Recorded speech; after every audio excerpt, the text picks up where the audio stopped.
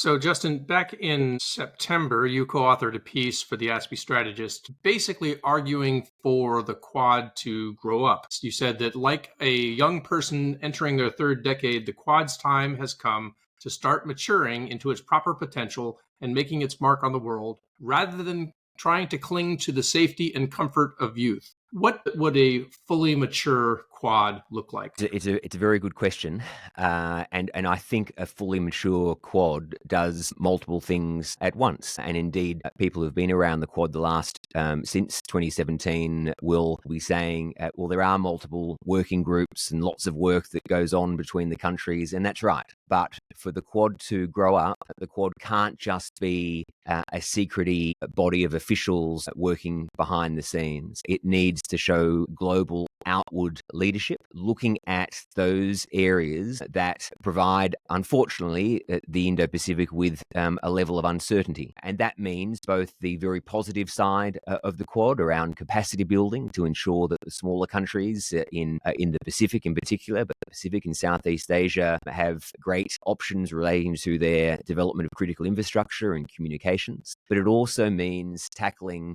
some of the more thorny issues. And that means looking at supply chain security. It means tackling with full transparency, not to poke anyone in the eye, but with full transparency, why we need to have not just secure supply chains, but reliable supply chains, and why we shouldn't just go down a monopoly risk of relying only on Chinese companies for our full supply of goods and services.